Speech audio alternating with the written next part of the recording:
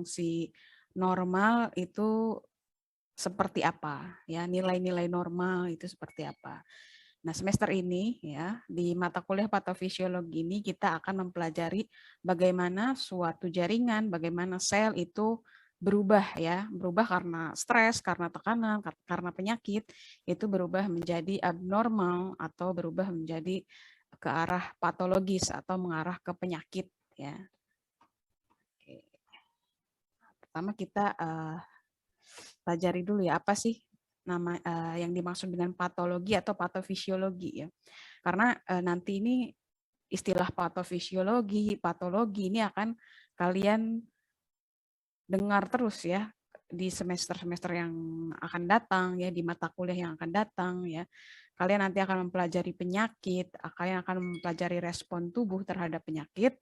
Nah, ini akan ada kaitannya dengan patofisiologi ya. Oke, nah apa itu patofisiologi atau patologi ya? Patologi itu adalah disiplin ilmu ya. Jadi dia adalah satu cabang ilmu yang mempelajari tentang penyebab suatu penyakit pertama, terus mekanisme terjadinya, kenapa sih penyakit itu bisa terjadi ya.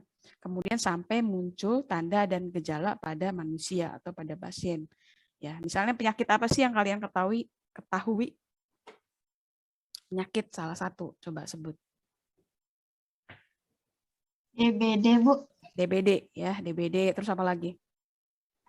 Tuberkulosis, Ibu. Tuberkulosis, TB ya, apalagi? Apalagi ada banyak sekali penyakit. Diabetes, Bu. Diabetes ya atau DM ya, apalagi? Koroner. Apa? Bronkitis. Bronkitis ya, bronkitis oke, terus? Gastroenteritis, Bu. Pneumonia, Bu. Pneumonia, udah tahu pneumonia, udah belajar? Apa tanya Mbak Google? Ya ada banyak ya, pokoknya ada banyak sekali penyakit ya di dunia ini karena sudah dipelajari dari zaman dulu. Nah, kalau kalian belajar patofisiologi suatu penyakit ya, atau diminta membuat patofisiologi suatu penyakit, berarti kalian di situ akan mempelajari ya penyebabnya. Kenapa sih bisa terjadi DM?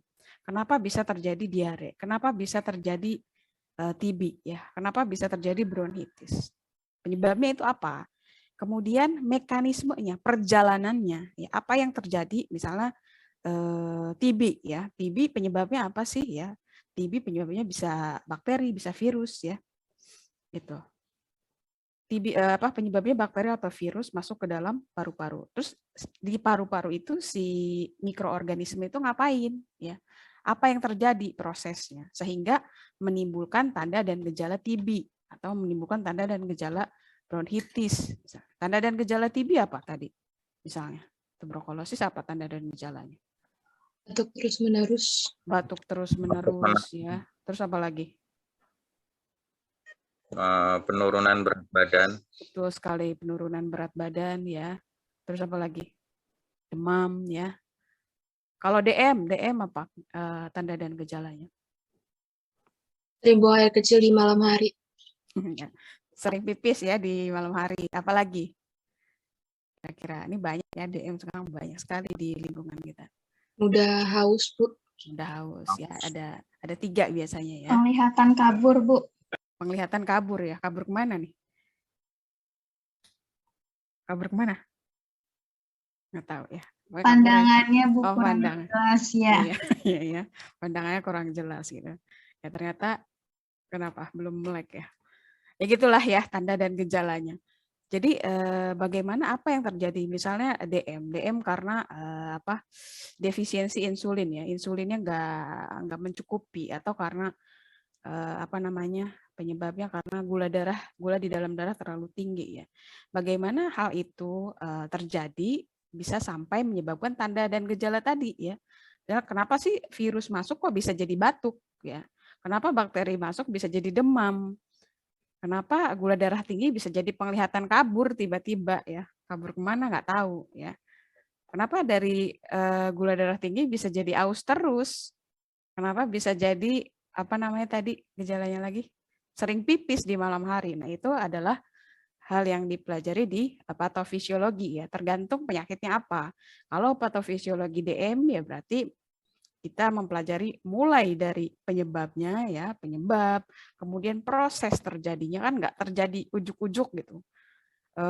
Virus masuk tiba-tiba batuk kan nggak seperti itu ya. Ada mekanismenya, ada prosesnya. Kemudian bisa sampai timbul tanda dan gejala. Nah, itulah yang disebut dengan patofisiologi ya. Jadi kalian kalau sudah tahu istilah patofisiologi, apa itu patofisiologi, jadi udah paham. Kalau diminta coba buat patofisiologi DM ya, berarti menjelaskan penyebab ya, kemudian mekanisme terjadinya ya, prosesnya hingga timbul tanda dan gejalanya itu apa saja. Ya, itulah patofisiologi yang akan kita pelajari selama 1 semester ke depan. Nah, ini 4 aspek ya yang tadi sudah disebutkan juga ya, penyebabnya, etiologi atau nama lainnya adalah etiologi ya. Jadi kalau kalian ketemu nih istilah etiologi penyakit DM ya, penyebabnya apa berarti? Ini hanya penggunaan istilah ya. Ini nanti di patofisiologi ini kalian akan ketemu lagi banyak istilah-istilah baru ya, istilah-istilah yang asing, makanya harus menyimak nih, harus pay attention ya kalau kata Mr. Anda ya. Kan udah belajar ya bahasa Inggris ya. Udah belajar belum bahasa Inggris? Udah masuk kan? Ya harus menyimak karena akan ada istilah-istilah baru yang mungkin kalian juga baru kenal ya. Nah, ini ya 4 aspek yang menunjang ya atau dipelajari dalam patofisiologi. Pertama penyebab atau nama lainnya etiologi. Kemudian mekanisme perkembangannya atau proses perjalanannya namanya patogenesis. Ya, kemudian perubahannya apa sih yang terjadi pada saat perkembangan penyakit itu? Atau apa sih yang berubah, selnya berubah jadi apa? Misalnya pada pasien TB ya. Di sel paru itu bagaimana sih perubahannya? Apa yang berubah? Bentuknya jadi seperti apa sel di paru itu? Nah, itu adalah morphologic change ya, atau perubahan morfologi ya. Kemudian akibat yang ditimbulkan atau clinical significance atau tanda dan gejala lah ya bahasa Inggris, bahasa Indonesianya ya. Jadi itu kalau mempelajari patofisiologi akan ada 4 ini yang dibahas. Nah, karena kita belajar perjalanan ya, perjalanan terjadinya perubahan atau perjalanan terjadinya kerusakan, maka kita akan mempelajarinya mulai dari unit tubuh yang terkecil ya, yaitu sel. Ya, jadi kalau misalnya terjadi kerusakan pada jantung, artinya kan terjadi kerusakan pada sel-sel jantung ya. Karena sel itu membentuk jaringan, jaringan membentuk organ ya. Jadi kalau kita bicara organ, berarti sel-selnya itu juga terjadi kerusakan. Ya, jadi makanya kita mulai belajar dari sel. Jadi di sel. Pertama karena tubuh kita itu terdiri dari sel-sel ya. Satuan terkecil di tubuh manusia adalah sel ya. Kita kalau mau melihat organ jantung, hati, paru-paru, kalau kita lihat di mikroskop ya, kita lihat potongannya pasti terdiri dari sel-sel, sel-sel jantung, sel kulit ya, sel-sel hati ya. Kemudian jika sel itu rusak ya, misalnya ada tekanan, ada stresor ya. Dia kalau rusak akan menyesuaikan diri. Sama dengan manusia, kalau ada tekanan ya, dia akan menyesuaikan diri. Nah, kalau si sel, dia akan menyesuaikan diri dengan cara membelah diri. Oh, ada yang rusak nih, ada bagian yang rusak. Sama kan kalau kita punya motor ya, punya mobil, ada yang rusak, kita ganti yang rusak, terus kita ganti dengan yang baru, yang masih bagus. Ya, sama, di tubuh juga gitu. Kalau ada sel-sel yang rusaknya dibuang, ya, dibuang. Kemudian si sel yang lain yang masih sehat akan membelah diri, ya, akan menggantikan sel yang rusak. Itu adalah mekanisme adaptasi sel. Cuman ya, kalau tekanannya terjadi terus-menerus, ya, stresornya terjadi terus-menerus, si sel ini lama-lama capek juga ya, nggak akan bisa beradaptasi juga ya, sehingga terjadilah namanya cedera ya, atau nama lainnya jejas ya. Kan sama tuh kalau misalnya kita disakiti terus-menerus ya, disakiti terus-menerus kan kita akan sakit ya hatinya, ya nggak? sakit artinya. Terus kalau nggak healing ya, kalau nggak nggak disembuhkan ya, dia akan lama-lama mati, selnya akan mati, dia capek ya, nggak sembuh-sembuh nih selnya, akhirnya dia akan menimbulkan kematian sel ya. Jadi segala penyakit apapun tadi yang kalian sebut ya, tadi DM, TB, DBD ya, kemudian apalagi bronkitis ya, semua penyakit itu pada dasarnya adalah yang terjadi adalah stresor atau tekanan yang terjadi di sel, sehingga dari kerusakan sel itu dia menjadi kerusakan jaringan ya, kerusakan jaringan jadi kerusakan organ ya. Semua penyakit itu dasarnya adalah kerusakan yang terjadi pada sel ya, karena sel adalah unit terkecil yang ada pada manusia ya. Jadi kumpulan selnya yang menderita penyakit sebetulnya. Cuman kan kalau kita mengenalnya penyakitnya terjadi di organ. Padahal kalau kita lihat lebih detail lagi, sebetulnya kerusakannya yang terjadi adalah di sel.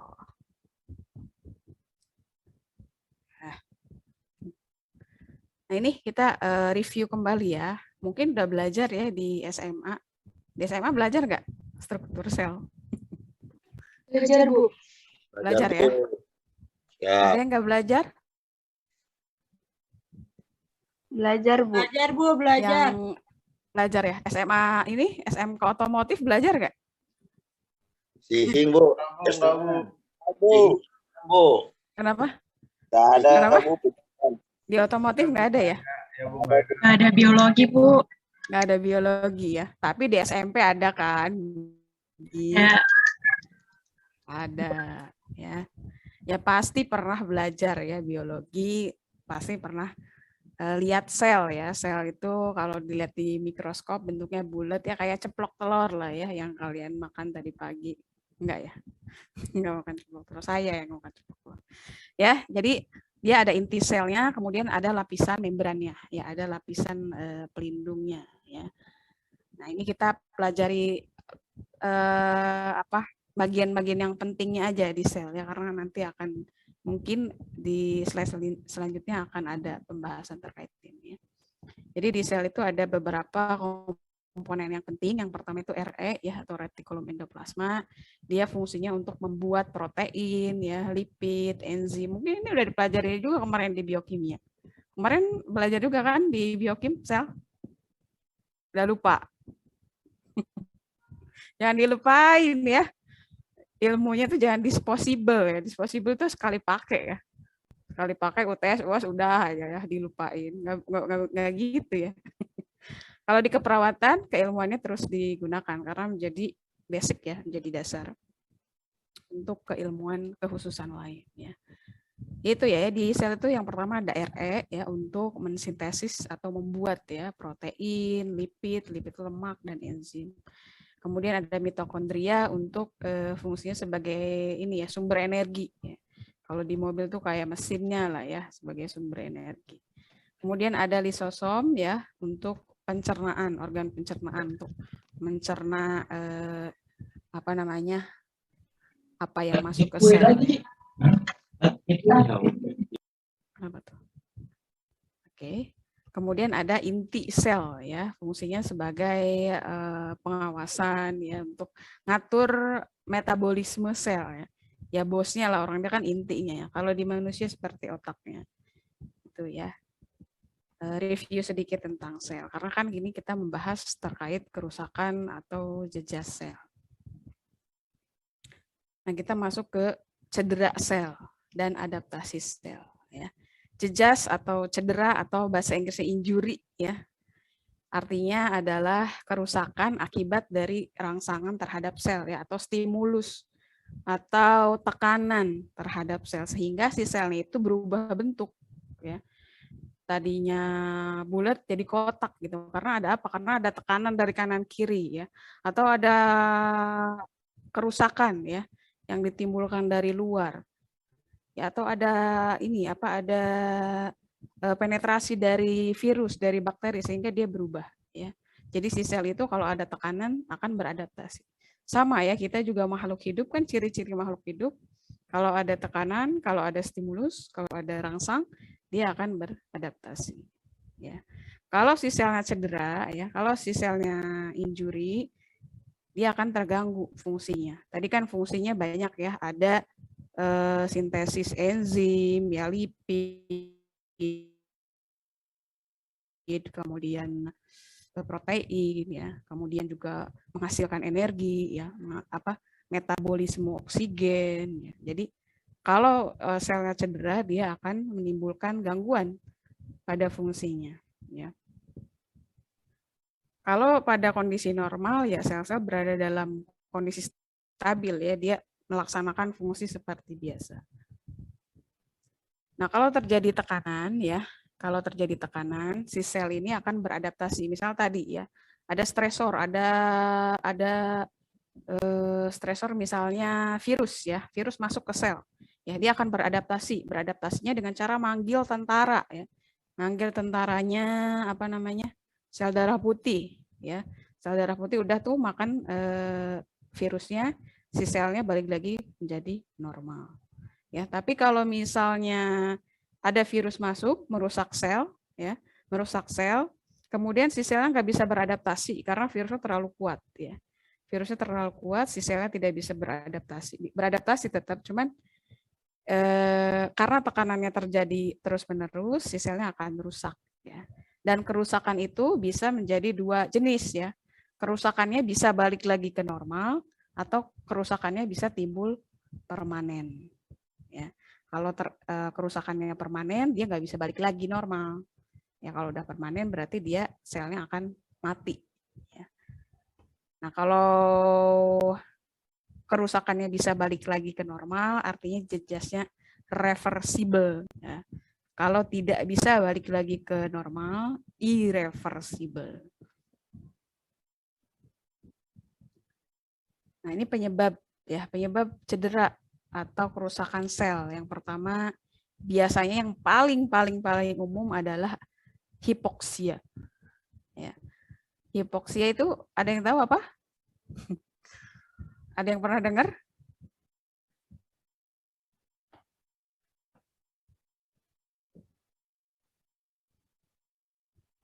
Kurangan oksigen. Di mana kurang oksigen ya? Oke, nanti kita bahas setelah ini ya. Ada hipoksia, ada agent kimia, ada agent fisik, mikrobiologis ya. Mikrobiologi itu seperti virus, bakteri, jamur ya. Kemudian ada reaksi imunologi ya. Reaksi imunologi itu jadi sistem imun kita salah mengenali ya. Kan kalau umumnya sistem imun kita itu kan menghancurkan benda asing yang masuk ke dalam tubuh ya. Misalnya ada virus, ada bakteri, itu yang akan dihancurkan. Tapi kalau terjadi reaksi imunologi yang abnormal, itu yang dihancurkan adalah organ kita sendiri. Ya, yang diserang adalah organ kita sendiri. Jadi dia salah mengenalinya. Harusnya dilindungi, malah diserang. Itu namanya reaksi imunologi. Seperti pada reaksi alergi ya, reaksi alergi, kemudian pada penyakit lupus. Ya, pernah dengar penyakit lupus? Nah, itu yang menyerang adalah tubuhnya sendiri ya.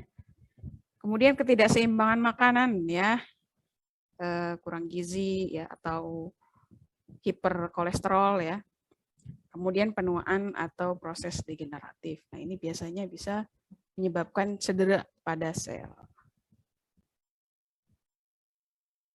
Nah, ini ya, tadi kan udah kita review ya tadi ya sel. Apa namanya? Komponennya. Nah, yang terjadi pada kerusakan sel adalah ada 4 hal yang terganggu ya. Ada 4 hal yang terganggu di dalam sel ya. Jadi kalau terjadi kerusakan sel, pertama bisa membrannya. Membran itu kan pelindung ya. Pelindung yang bulat-bulat ini adalah membran sel.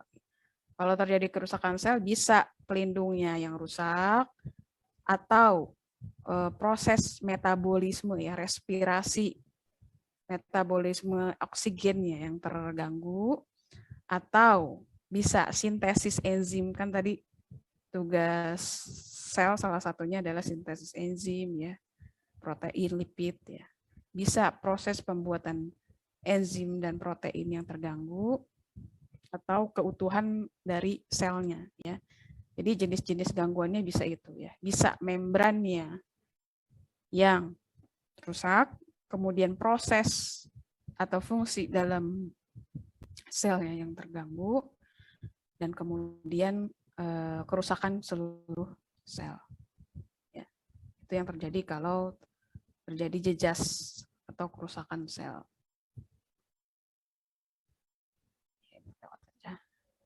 Nah, tadi kan disebutkan hal-hal yang bisa bisa merusak sel atau yang menyebabkan jejas sel adalah salah satunya adalah mikrobiologi ya. Mikrobiologi contohnya adalah bakteri, virus, mikoplasma, ya, jamur, chlamydia, protozoa ya.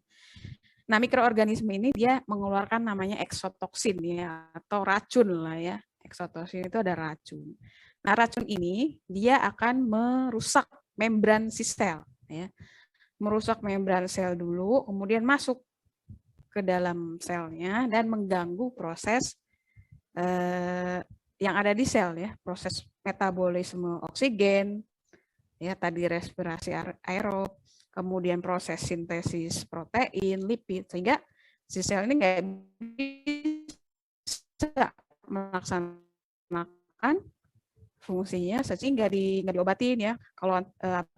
Kalau misalnya namanya invasi bakteri, misalnya nggak dikasih antibiotik ya, atau daya tahan tubuhnya nggak diperbaiki ya, nggak minum vitamin segala macam, itu akhirnya bisa menyebabkan kematian sel.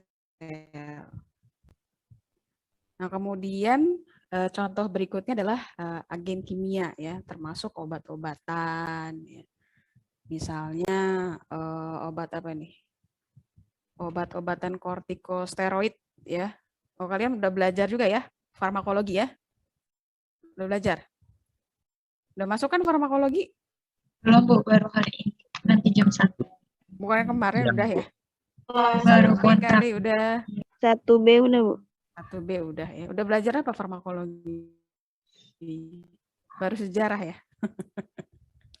Iya, Bu. Baru sejarah kayak. Soalnya kedengeran ya di sini Bu Yuli ngajar. Ya, jadi misalnya obat-obatan analgetik, kortikosteroid ya. Obat-obatan apa itu ya? Nanti belajarnya di farmakologi aja. Nah, itu dia kalau dikonsumsinya secara tidak benar ya, atau nggak pakai resep dokter, atau ya ikut orang aja nih. Oh, kalau radang minum dexamethasone ya, atau gatel-gatel minum dexa tanpa ada resep, tanpa ada pengetahuan ya, sehingga kalau udah cedera lambungnya itu bisa menyebabkan kematian sel juga ya, kerusakan sel juga. Makanya kalian belajar farmakologi ya begitu ya. Untuk apa? Untuk nanti jadi basic pengetahuan kalian. Ya, bukan kalian yang memberikan obatnya ya. Bukan kalian yang meresepkan, tapi kan kalian akan merawat pasien ya. Kalian nanti akan merawat pasien, pasiennya akan dikasih obat-obatan ya. Kalian akan menjadi advokat juga bagi pasien yang menjadi, oh ini pasiennya dengan ulkus ya, udah ada mah ya, udah ada luka di lambungnya. Ini cara minumnya ini harus benar, diedukasilah pasiennya ya, atau kolaborasi dengan dokternya. Dok, ini pasiennya begini, kira-kira dikasih ini tambah parah nggak ya? Jadi menjadi basic pengetahuan bagi kalian ya. Nah, kemudian tadi ya, hal yang paling umum menyebabkan kerusakan sel adalah hipoksia. Ya. Oh, ternyata hipoksia ada teman-temannya ya, ada hipoksemia, ada iskemia, ada anoksia ya. Apa ini bedanya? Hipoksia kaitannya dengan oksigen ya, betul tadi. Kekurangan oksigen, tapi di mana kurang oksigennya?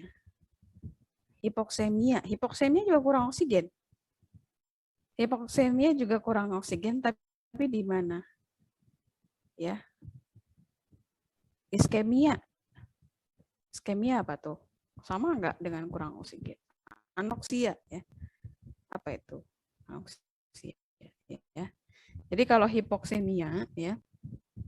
Hipoksemia itu adalah kurang oksigen juga sama, tapi dia masih di level darah ya, di dalam darahnya itu kurang oksigennya, menurun kadar oksigennya. Ya, itu hipoksemia. Kemudian ada iskemia ya. Iskemia itu adalah menurunnya aliran darah ke organ ya. Nah, kalau terjadi penurunan aliran darah ya, penurunan aliran darah ke organ, otomatis oksigen yang diantarkan juga akan menurun. Ya. Kemudian ada hipoksia. Itu adalah kurang oksigen jadi dia kurang oksigen di dalam tubuh. Jadi ada prosesnya ya. Kalau hipoksemia, your internet connection is unstable. Suaranya putus-putus nggak? Putus-putus Ibu. Siap. Putus, Bu. Putus ya. Masih?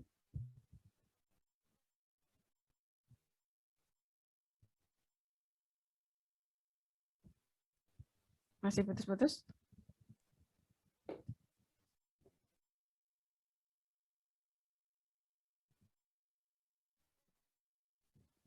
Sedikit putus-putus Ibu. Video Ibu juga delay. Putus-putusnya dikit. Coba kita ganti jaringan kali ya.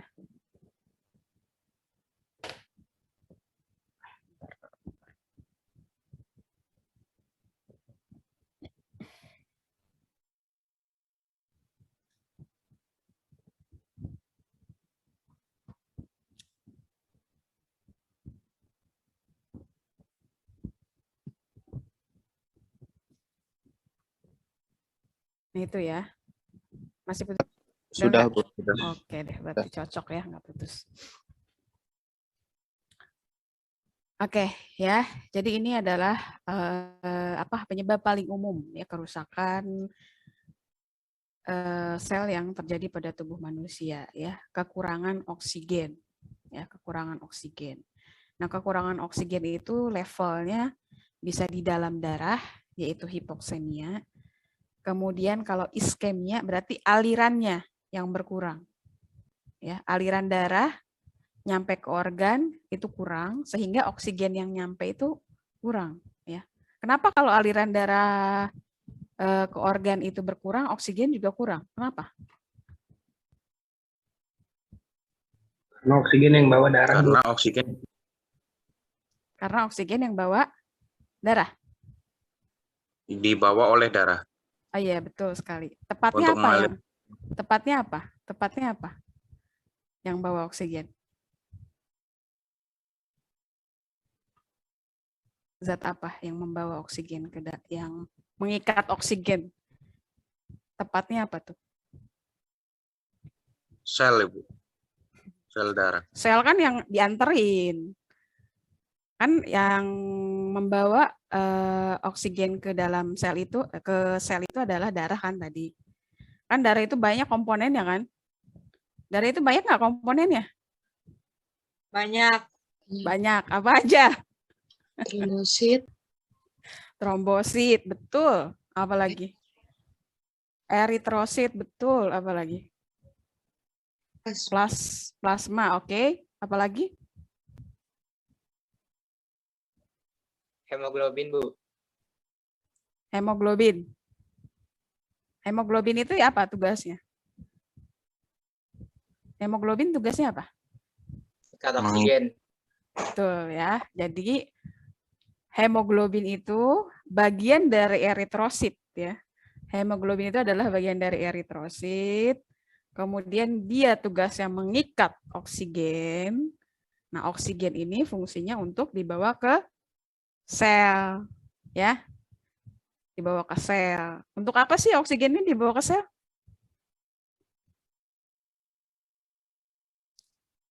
Untuk apa oksigen dibawa ke sel? Untuk bahan untuk bahan apa? Bener, bahan apa? Bahan cara baju. kasarnya untuk bahan bakar, Ibu. Oh, bukannya, Bu. Betul. Ya betul ya. Untuk bahan bakar menghasilkan energi. Ya. Gitu. Tapi kalau aliran darahnya ke sel kurang, berarti kan O2 yang dibawa ke sel juga kan kurang ya. Nah, itu kalau lama-lama kurang, si sel juga lama-lama kan itu stresor ya bagi sel. Sama nih kayak kita, kalau uangnya kurang terus ya, itu kan stresor juga ya. Kiriman uang tuh kurang, minjem sana, minjem sini ya enggak. Stres juga enggak?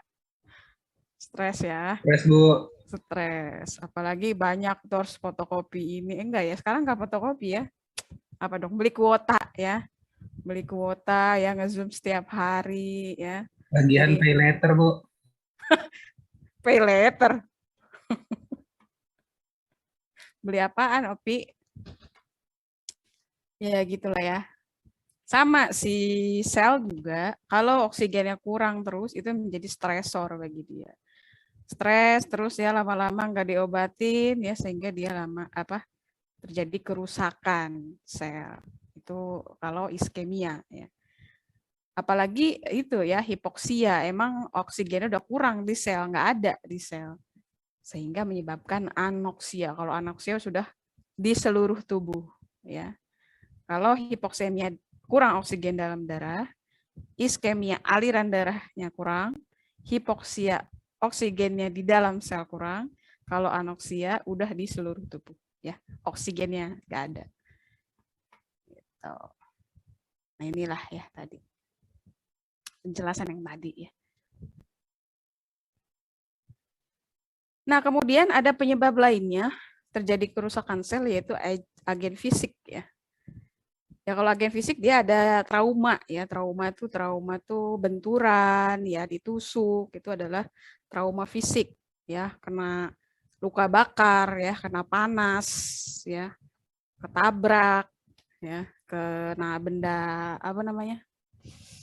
tajam, itu namanya kerusakan akibat agen fisik ya, kesetrum ya, itu adalah kerusakan akibat agen fisik. Kalau itu kerusakan ya langsung ya, nggak ada proses kerusakan sintesis sel, nggak ada proses kerusakan membran, yang nggak ada proses ya itu langsung rusak aja ya karena trauma dari benda-benda ya.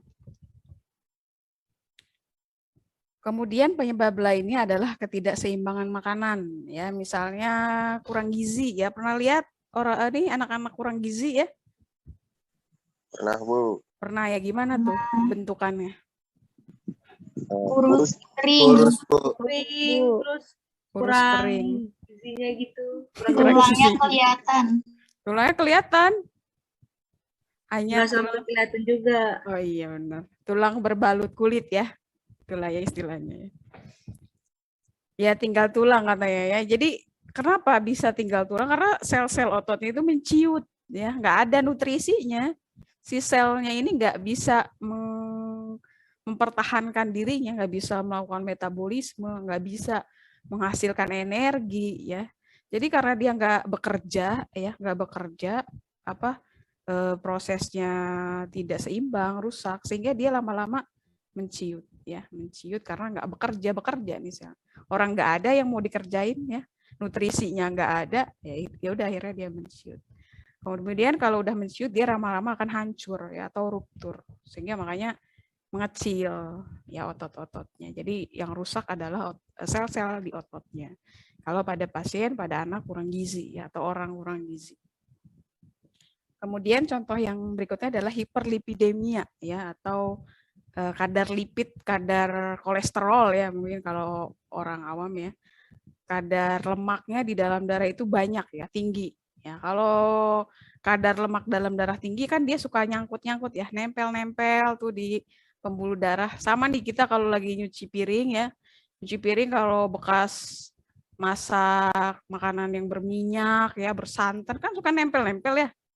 di saluran air ya, di selang, ya enggak? Suka nyuci piring enggak? Suka lah ya. Pernah. Pernah.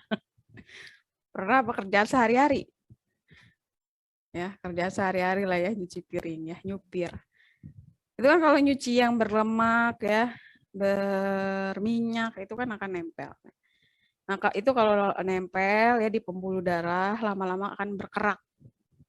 Sama di saluran air kita juga kalau lama-lama buang minyak ke situ, dia akan berkerak. Nah, kerak-kerak itulah yang akan menyebabkan gangguan pada sel ya, sel-sel pembuluh darah terutama ya, sel-sel pembuluh darah, sehingga akan mengakibatkan kematian sel juga ya. Itu kalau ketidakseimbangan makanan. Nah, ini tadi ya di awal disebutkan ada kerusakan sel itu jenisnya ada 2 ya. Ada kerusakan sel yang reversible ya. Reversible itu bisa balik lagi normal kalau stimulusnya dihentikan atau kalau stresnya dihentikan. Ya, kalau misalnya kita nggak punya duit ya, lagi bokek, udah sebulan, terus tiba-tiba dikasih kiriman nih sama orang tua ya, 1M gitu ya, 1M pang ya. Udah langsung kan nggak stres ya, langsung happy, langsung healing, langsung sembuh ya stresnya. Karena tadi stresnya udah hilang, udah balik lagi, udah happy lagi. Nah, beda kalau yang irreversible injury, kalau kerusakan yang nggak balik lagi ke normal ya, ya udah bokek seumur hidup gitu ya, nggak punya duit seumur hidup ya udah ya. Dia lama-lama akan stres terus ya, akhirnya mati ya gitu. Jadi menyebabkan cell death atau kematian sel. Ya sama, si sel juga begitu ya. Kita juga begitu. Kalau stres terus-terusan ya, stres terus-terusan, nggak di stop stresnya, nggak di stop tekanannya,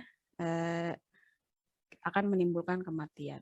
Ya, tapi kalau udah di stop stimulusnya, tekanannya, dia akan balik lagi ke normal.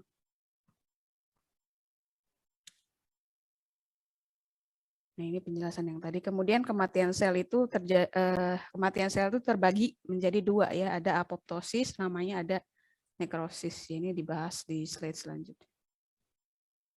Nah, ini misalnya ya contoh kerusakan sel. Ini kayaknya karena luka bakar ya. Luka bakar ini kayaknya. Luka bakar, nah ini bisa balik lagi ya, bisa balik lagi ke normal. Ini reversible kalau diobati dengan benar, ya. Diobati dengan benar, ini reversible kerusakan selnya. Tuh, jaringannya dia masih merah-merah ya. Kalau dikasih perawatan luka dengan benar, ini bisa balik lagi ya. Nanti kalian belajar tuh perawatan luka. Ini kalau yang kayak gini bisa bagus lagi ya kakinya nih. Pakai perawatan luka modern nanti diajarin sama Pak Hadi ya. Nah, tapi kalau udah kayak gini ya, udah hitam-hitam begini, ini namanya kerusakan sel yang irreversible ya. Irreversible artinya tidak bisa kembali lagi normal, udah mati ya. Selnya udah metong. Udah metong. Udah mati, udah nggak bisa dipakai lagi, udah mendingan buang aja ya, di amputasi. Yang hitam-hitamnya aja. Ya, karena dia udah nekrotik, sel udah mati. Kalau udah mati, dia nggak bakalan bisa balik lagi. Namanya aja irreversible. Nggak bisa balik lagi. Ya. Ini kenapa nih? Kayaknya ini deh. Lukanya seperti ini ya. Hipotermia nih kalau kalian naik gunung ya. Terlalu dingin ya. Itu bisa hipotermia ya sampai nekrotik. Coba kalian nonton film itu deh yang suka naik ke gunung Mount Everest gitu ya, kan dinginnya ekstrim ya.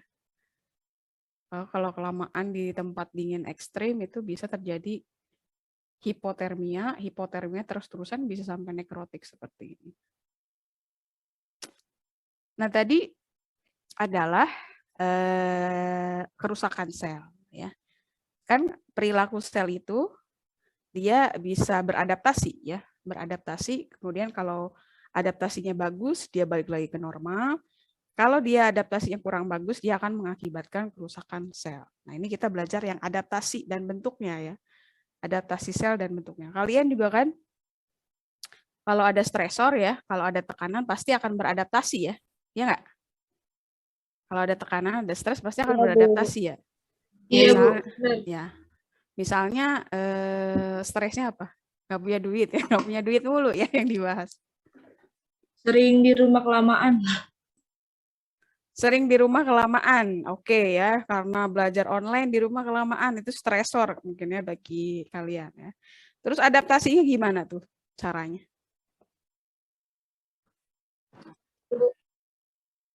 Ngapain tuh adaptasinya?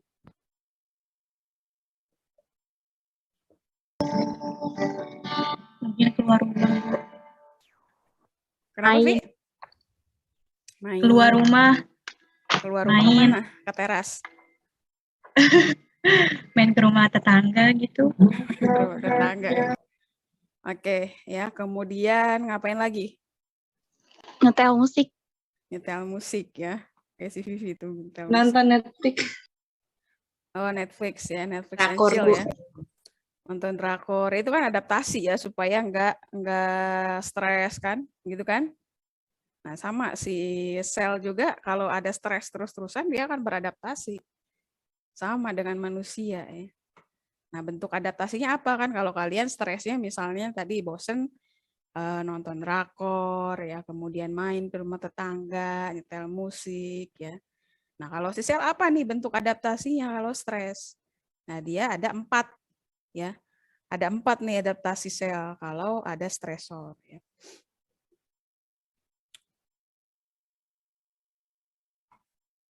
Supaya apa? Supaya nggak mati gitu ya. Si sel akan beradaptasi supaya nggak mati. Nah, ini bentuk adaptasinya. Ya, ada 4.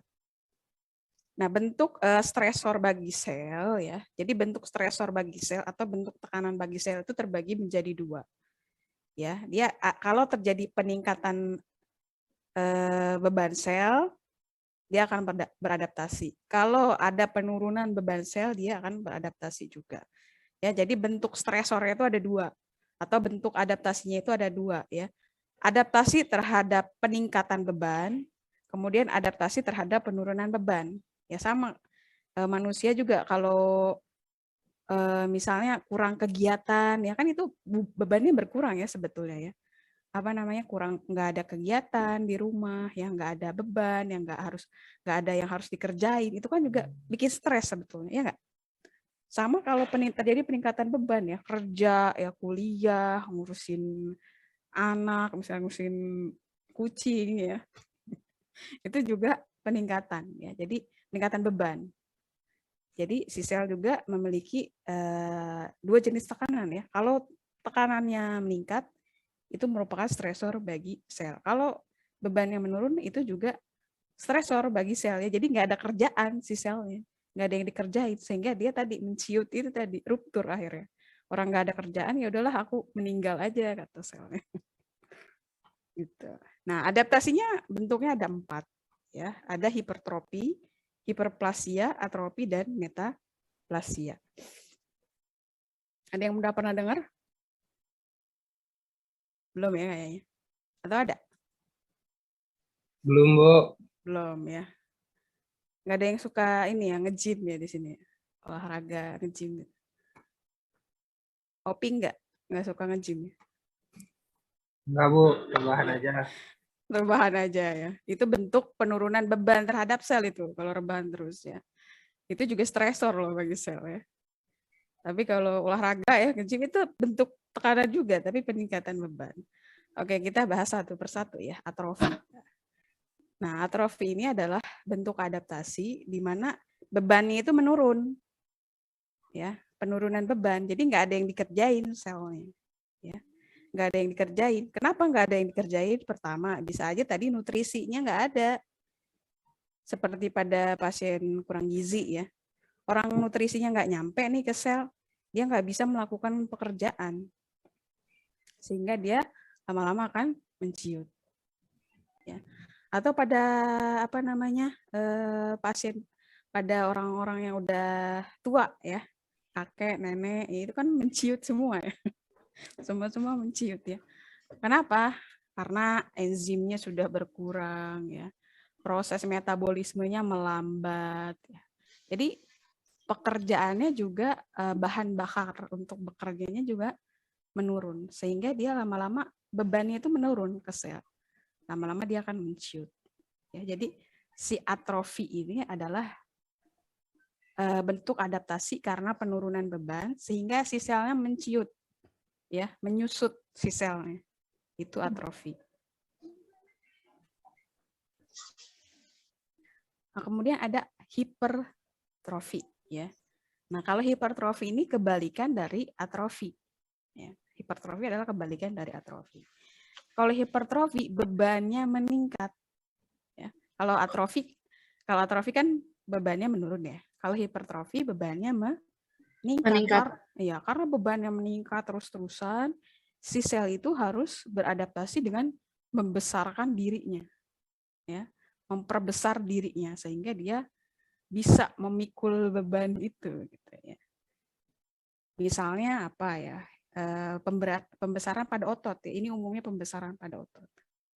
Ada pasien-pasien dengan gangguan jantung ya, dengan hipertensi yang bertahun-tahun ya. Kalau orang yang hipertensi bertahun-tahun, kalau dicek jantungnya biasanya dia ada pembesaran otot jantung. Karena kan pasien hipertensi ya, darah tinggi itu harus memompa darah lebih kuat. Ya. Kan jantung itu adalah terdiri dari otot ya, otot jantung. Dia kan memompa terus tugasnya. Nah, kalau pada pasien hipertensi, mompanya itu harus lebih kuat daripada orang biasa yang sehat. Gitu. Karena tekanannya gede kalau hipertensi. Sehingga dia mompa terus-terusan, otot jantungnya lama-lama dia akan membesar. Ya. Nah, hipertrofi ini bisa ada dua ya. Hipertrofi ini jenisnya ada dua. Ada hipertrofi patologik, ada hipertrofi fisiologi. Ingat ya, kalau patologi ya, kalau hipertrofi patologi artinya dia mengarah pada penyakit kelainan. Ya, kalau hipertrofi fisiologi itu artinya dia normal ya. Seperti yang sudah kalian pelajari kemarin kan. Kalau ngomongin anatomi fisiologi berarti normal, ngomongin normalnya. Tapi kalau ada patologi di belakangnya, kalau ngomongin patologi berarti kita ngomongin ke arah abnormal atau mengarah ke penyakit. Ya. Nah, hipertrofi ada dua jenisnya. Ada hipertrofi patologi, ada hipertrofi fisiologi. Nah, kalau hipertrofi patologi ini merugikan bagi tubuh. Karena dia mengarah ke penyakit. Misalnya tadi, hipertrofi pada pasien hipertensi, ya hipertrofi jantung. Nah, ada lagi hipertrofi fisiologi, ya, yaitu pada orang-orang yang suka olahraga, ya, yang suka nge-gym gitu ya, itu kan hipertrofi otot-otot rangkanya, ya. Jadi dia berotot gitu. Itu fisiologi, itu nggak apa-apa, nggak merugikan bagi tubuh. Nah, ini ya, misalnya terjadi hipertrofi pada otot jantung. Ini yang normalnya. Normalnya di sini ya, dia normal. Tapi kalau pada pasien hipertrofi jantung, dia ada pembesaran ya, ototnya membesar. Karena tadi bebannya selama bertahun-tahun dia berlatih terus tuh. Bebannya meningkat terus sehingga lama-lama ototnya akan membesar. Nah, kemudian ada lagi namanya hiperplasia ya. Ada atrofi, hipertrofi, hiperplasia. Ya. Hiperplasia bedanya apa sama hipertrofi? Kan sama-sama hiper. Kalau hiperplasia jumlah selnya membanyak. Jumlah selnya bertambah. Ya, jadi banyak jumlah selnya. Kalau hipertrofi jumlah selnya sama, tapi dia membesar. Ya, kalau hiperplasia itu jumlah selnya meningkat ya. Jadi dari 100 jadi 200 misalnya. Sama dia juga kalau dilihat dari luar kelihatannya membesar organnya ya. Kelihatannya membesar organnya. Tapi kalau hipertrofi kan tadi selnya yang membesar. Kalau hiperplasia jumlahnya yang meningkat. Contoh kasusnya apa? Contoh kasusnya pada pembesaran uterus ya pada wanita yang hamil. Ya, pembesaran uterus pada wanita hamil ya. Jadi jumlah sel di uterusnya itu membanyak ya, meningkat membanyak. ya, jumlah selnya meningkat sehingga si uterusnya akan membesar juga sama ya, membesar tapi selnya yang meningkat jumlahnya. Gitu. Atau pada wanita yang menstruasi ya, menstruasi itu kan di sel uterusnya kan dia akan menebal ya. Uterusnya akan menebal, itu dia terjadi hiperplasia pada uterusnya. Ya, tapi sifatnya fisiologi ya. Sifatnya itu fisiologi kalau hiperplasia pada ibu hamil dan wanita yang mau menstruasi. Oke. Kemudian yang terakhir ada namanya metaplasia. Ya, metaplasia itu berubah jenis selnya. Ya. Jenis selnya berubah karena stresor tertentu. Ya. Misalnya pada perokok, ya perokok ya itu kan zat-zat toksin ya masuk ke dalam paru-paru, melukai sel-sel paru. Tadinya sel paru berubah menjadi sel-sel yang lain. Ya, misalnya nih dari sel epitel torak di saluran pernapasan berganti menjadi sel epitel gepeng. Ya, tadinya bentuknya kotak jadi gepeng. Ya, jadi berubah bentuknya kalau metaplasia.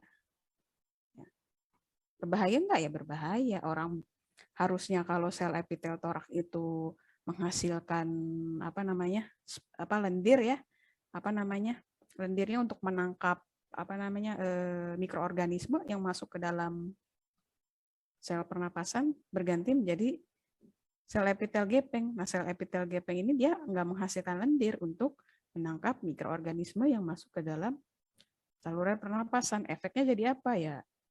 Sering sakit ya, terutama di bagian saluran pernapasan. Ini contohnya ya. Contohnya nah ini atrofi ya. Atrofi ini terjadi penciutan sel ya, selnya mengecil. Lihat ini pada pasien kurang gizi ya.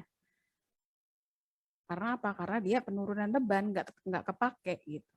Nggak ada nutrisinya masuk ke situ. Nah ini hipertrofi ya, hipertrofi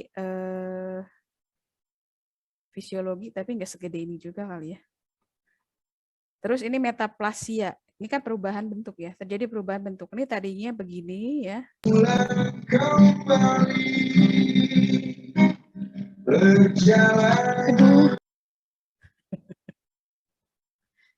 Nah ini pada pasien yang merokok ya misalnya. Harusnya bentuknya seperti ini ya. Karena terjadi stresor ya, karena kan apa yang rokok itu kan mengandung zat-zat toksin juga ya. Kemudian dia berubah bentuk menjadi seperti ini. Yang mana kalau bentuknya seperti ini dia tidak akan menghasilkan lendir yang bisa menangkap mikroorganisme di saluran pernapasan. Jadi ini kalau metaplasia berubah bentuk. Nah ini hiperplasia ya, hiperplasia jumlah selnya meningkat ya. Tadinya seperti ini menjadi besar seperti ini, tapi karena jumlahnya yang meningkat. Ini contohnya pada bukan pasien ya, yang mau menstruasi ya. Ini endometrium wanita yang mau menstruasi, dia akan menebal dinding rahimnya ya karena itu ya, karena hiperplasia sel. Nah kalau ini hipertrofi ya, hipertrofi jantung. Ini perbandingannya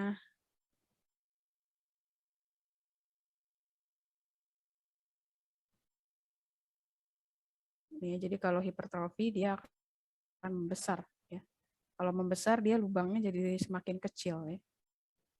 Lubangnya semakin kecil. Sehingga darah curah jantung yang dihasilkan juga akan menurun ya. Ototnya aja yang gede tapi untuk menampung darahnya itu menurun. Hipertrofi lama-lama akan menjadi kematian sel juga ya kalau nggak diobati. Jadi reversible juga, irreversible.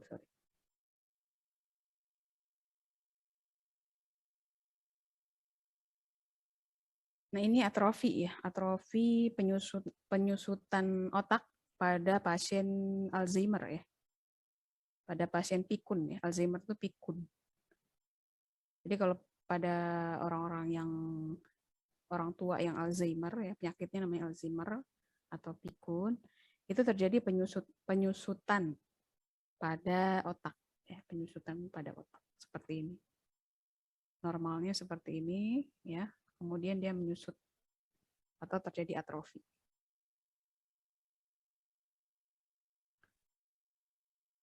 Ini hipertrofi pada saat kehamilan ya. Hipertrofi pada saat kehamilan ya. Jadi pada saat kehamilan selain hiperplasia terjadi juga hipertrofi. Selain membanyak dia juga membesar sel-sel.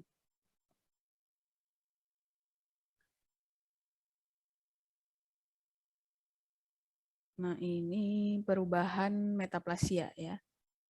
Metaplasia, kalau ini kan dilihat dari mikroskop gambarannya seperti ini ya.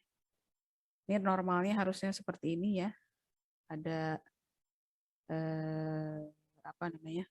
bulu-bulunya, bulu-bulu halus untuk menangkap mikroorganisme. Kalau masuk ke saluran pernapasan, dia berubah pada orang perokok tuh menjadi seperti ini.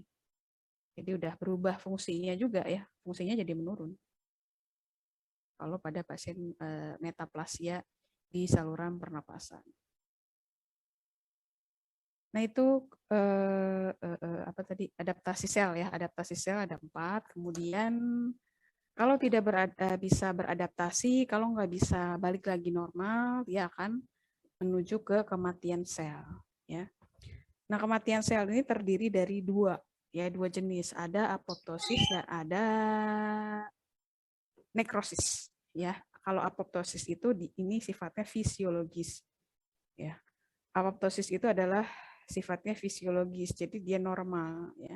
Kematian sel yang baik yang sudah terprogram oleh tubuh kita. Misalnya ini ya. Misalnya kalau kita terjadi infeksi, kemudian kulitnya itu rusak. Nah, kulit yang rusak, bukan kulitnya rusak, selnya yang rusak ya. Terjadi infeksi, selnya rusak. Nah, si sel-sel ini akan dimakan oleh sel darah putih kita. Itu adalah apoptosis. Jadi sudah terprogram. Memang fisiologis normal. Atau misalnya pada ini ya, sel darah merah ya. Sel darah merah kan setiap 120 hari itu akan dihancurkan. Ya, setiap 120 hari dia akan dihancurkan. Ini adalah kematian sel yang terprogram dan memang sudah normal ya, memang fisiologis. Nah, beda dengan nekrosis. Kalau nekrosis itu kematian sel akibat dari sel kita tidak bisa beradaptasi ya karena tekanan yang terus-menerus. Nekrosis itu bisa disebabkan oleh beberapa hal, terutama karena hipoksia ya, ini kurang satu ya. Hipoksia, kekurangan oksigen tadi ya. Hipoksia bisa karena iskemia juga ya, bisa karena hipoksemia juga gitu ya. Ini kalau oksigen lama-lama oksigennya itu ke sel tidak diperbaiki ya, nggak dikasih tambahan ya, oksigennya lama-lama selnya akan mati atau nekrosis ya. Jadi kalau kalian dengar istilah nekrosis berarti selnya udah mati ya. Udah nggak bisa diselamatkan, baiknya dibuang aja. Kalau sudah nekrotik atau nekrosis. Dampaknya apa nekrosis ya? Nekrosis itu atau kematian sel. Ya, kalau ada nekrosis di sel tubuh kita, misalnya di jantung, ya, di jantung ada sel-sel yang nekrosis. Ya, kalau ada sel yang nekrosis atau sel yang mati, dia akan mengakibatkan gangguan fungsi, ya, gangguan fungsi di dalam jantung. Ya, jadi si jantungnya sudah memompanya sudah tidak maksimal, ya. Kemudian ada nyeri pada jantung kalau ada nekrosis ya, atau nekrosis di otak ya, di otaknya di bagian yang mana nih ya. Kalau nekrosisnya di otak bagian frontal ya berarti fungsi otak bagian frontal yang akan terganggu. Ya, kalau nekrosis otaknya di bagian mana? Di bagian temporal, otak bagian temporal fungsinya untuk apa? Nah, itu akan terganggu. Ya.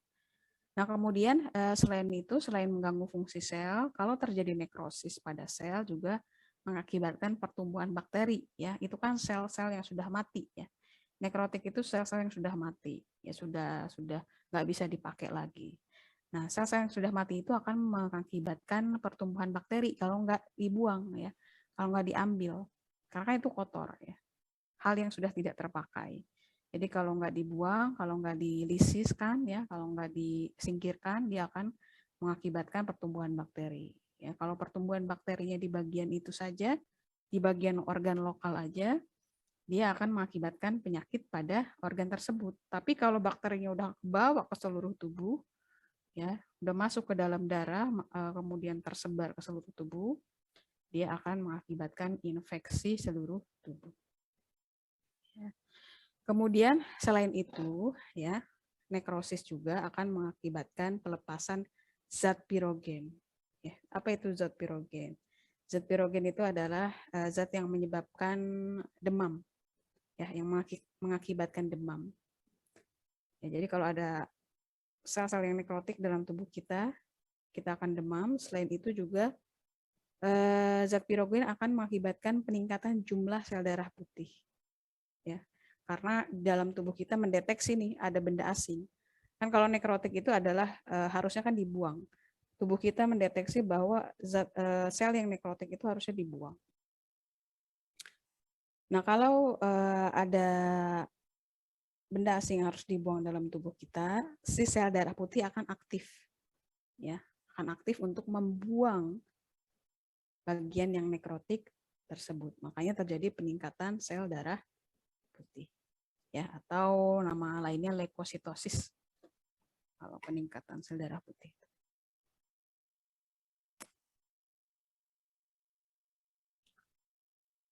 Jenis-jenisnya berdasarkan morfologi, ya. Morfologi itu kalau kita lihat di mikroskop, ya, jenis-jenis nekrotik. Jadi bukan hanya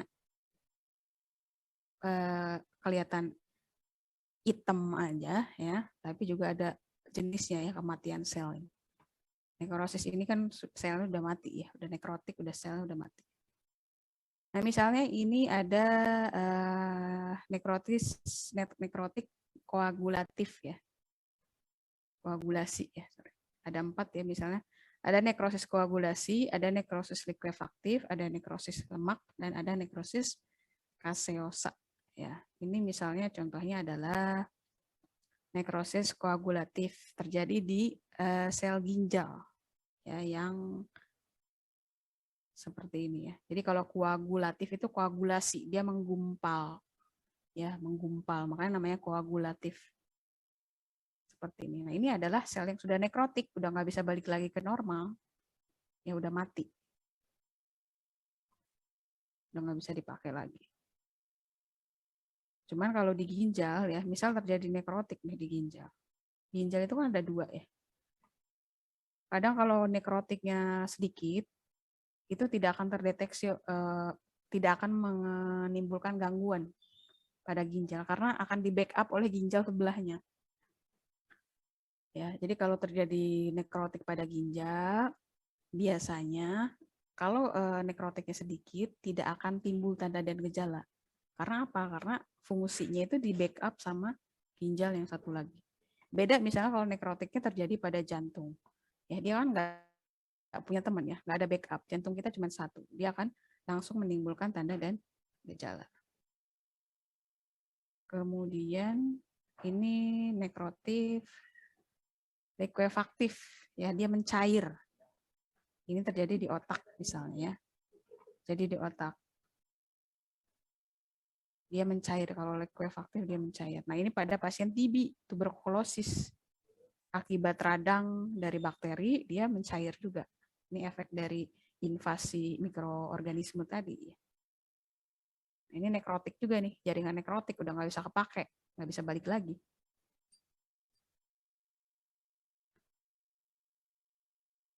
Nah, kemudian ini nekrosis pada pankreas, ya, pada pankreatitis nekrotis akut. Ini nekrosis lemak ya, bentuknya seperti lemak. Bentuknya seperti lemak, padahal ini adalah sel yang mati, sel-sel yang nekrotik. Gitu. Kemudian, oh udah, habis.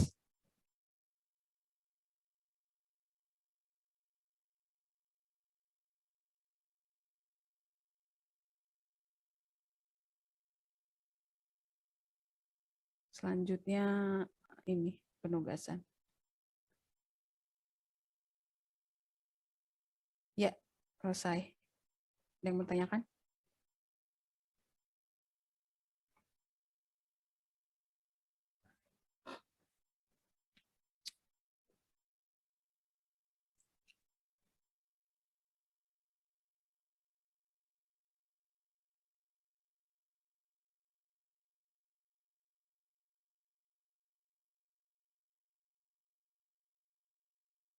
Ada yang mau tanyakan?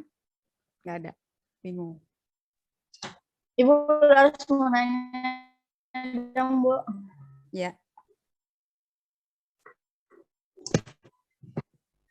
Ibu, saya kan badannya kecil. Terus makannya banyak. Apa salah saya? nggak tahu.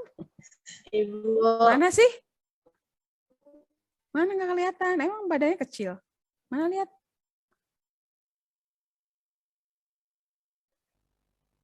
Ya, tahu, Bu. Yang mana, Rosa atau Laras? Ini kan ada 2. Laras, Bu. Rosa juga Mana? kecil. Cacingan Ras. Nih, Bu, tuh, Bu. Bu. Kecil banget, Bu. Apaan jam tangan itu mah?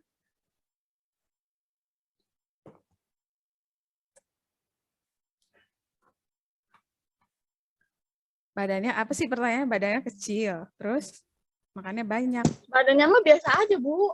Tapi nggak gemuk-gemuk, susah. Ya bagus lah. Kan itu impian semua orang ya. Terus makan saya banyak. Kan mencil. Nggak gitu, Bu. Ya banyak faktor ya. Emang kenapa? Kamu takut apa? Yang mana? Cacingan kali. Takut segini-gini aja, Bu. Iya kali ya, Bu. Takut apa? Ya banyak faktor ya. Kita nggak bisa menyimpulkan dari satu data aja ya. Nanti kan kalian belajar tuh metodologi keperawatan. Ada kalian belajar nanti bagaimana pengkajian ya, isinya apa aja. Ya ada banyak faktor, bisa karena metabolisme, ya metabolismenya tinggi, ya bisa karena penyakit tertentu, ya bisa karena yang lain. Ya maksud saya kamu keluhannya apa aja gitu, ya. Jadi nggak bisa menyimpulkan karena makannya banyak-banyaknya juga gimana kan? Bisa aja menurut dia banyak, menurut kita dikit, ya nggak? Oh iya, Jadi benar. perlu Kurang banyak Bu makannya. Tuh, kata Noval aja kurang banyak. Pakai standarnya siapa gitu. Jangan-jangan kamu emang nutrisinya nggak terpenuhi gitu. Banyak di kuah doang. Kuah sop ya, sama kuah sayur asem. Jadi perlu pengkajian yang komprehensif. Banyak faktor yang bisa menyebabkan itu ya. Harus dikaji dulu pola makannya, nutrisinya ya. Kemudian kalau misalnya udah benar misalnya nutrisinya, pola makannya udah dibenerin, terus kita lihat juga metabolismenya gimana, aktivitasnya ya, jangan-jangan aktivitasnya juga tinggi ya. Kalau misalnya aktivitas tinggi, makan banyak ya wajar ya, nggak gede-gede gitu. Jadi banyak faktor yang bisa mempengaruhi, kita nggak bisa menyimpulkan. Oke? Selama nggak ada keluhan, kamu ada keluhan nggak? Nggak ada sih, Bu. Sehat, Bu. Misalnya tangannya tremor, terus matanya cekung ya, bibirnya pucat, suka pusing gitu. Nggak, Bu. Biasa aja, Bu. Sering sakit, enggak ya? Ya selama nggak ada keluhan nggak masalah. Oke, ada lagi yang mau ditanyakan?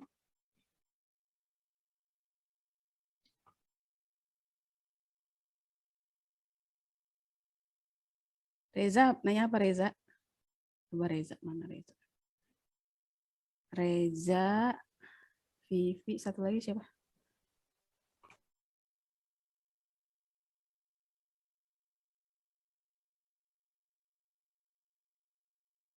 Peringkat 2 siapa kemarin?